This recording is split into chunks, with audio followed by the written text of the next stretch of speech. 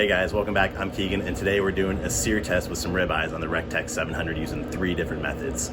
The 3 different methods we're going to test against each other today are the original grill grates that it comes with, so just your standard grates, and then the aluminum grill grates that you can order from them using 2 different methods. So we're using the flat side for more like a similar to a cast iron sear, and then the thin side, which should still leave like nice grill marks, maybe a little prettier picture, but we'll see which one works best. So we got them rubbed up, looking good.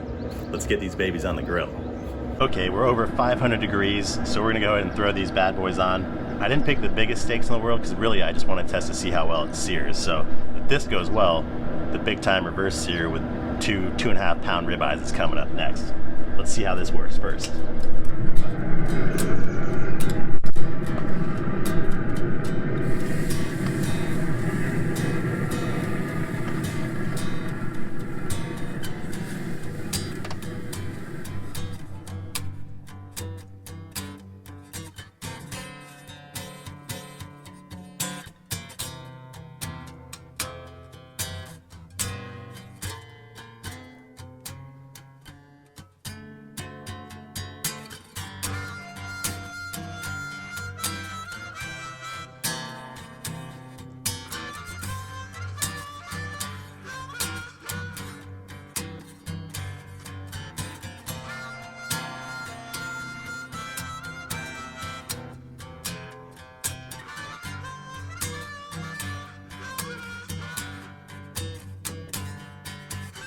All right, let's take a look at these steaks and talk about the process a little bit. So the 3 different methods it cooked in 3 different times. So the fastest cook was the kind of the direct sear on the plate of the aluminum grill grates. And then the second fastest was the on the aluminum grill grates on the thin side. You can see the more pronounced grill marks there. And then the kind of standard Rec Tec setup, less grill marks, cooked slower. So generally just not enough as much searing action obviously for the Rec Tec setup, but cooked just fine. So let's cut them open and see what these steaks look like. Nice and tender, but helps to have a sharp knife as well. That one looks nice.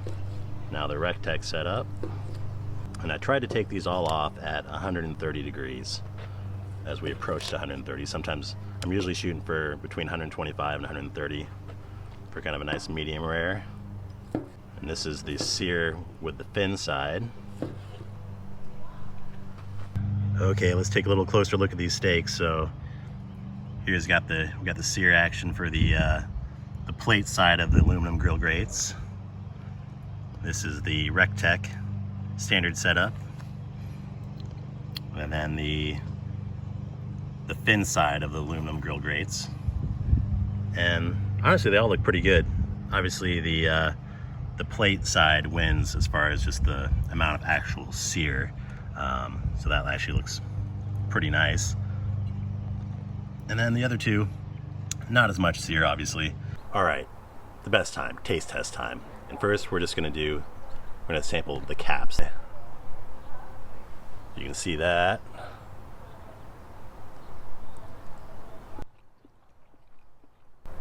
That's from the Rec Tec standard setup. Very good. Not a lot of crust on it, but the flavor is still very nice. And now we're going to taste test the piece from the thin side of the aluminum grill grate. I'd say those 2 are pretty comparable to one another. The thin side and then it's the standard Rec Tec setup. You get a little char, a little taste of that char on the thin side. For the aluminum grill grate, but still not too far off from one another. Got a nice piece from the flat side of the aluminum, so more like a cast iron type sear. So you definitely just get a little more of that char with the flat side of the aluminum grill grate setup. So if you're gonna pick one of the 3, that's probably the winner as far as just elevating the flavors by getting that seared crust on it. Kind of amplifies the salt and pepper, and yeah, that's the winner. The other 2 are pretty comparable. I think if you have a thicker steak and you're able to leave it on there longer, I think the thin side of the grill grates would probably win out over the Rec Tec setup, standard setup. But for like a shorter period of time like this, where you're only going like 3 minutes per side, you know, isn't that huge of a char on it. So I think those two are pretty comparable. The flat side of the aluminum grill grates does a pretty nice job. So stay tuned for my next video, which is going to be some big ass ribeyes, a couple inches thick, reverse seared.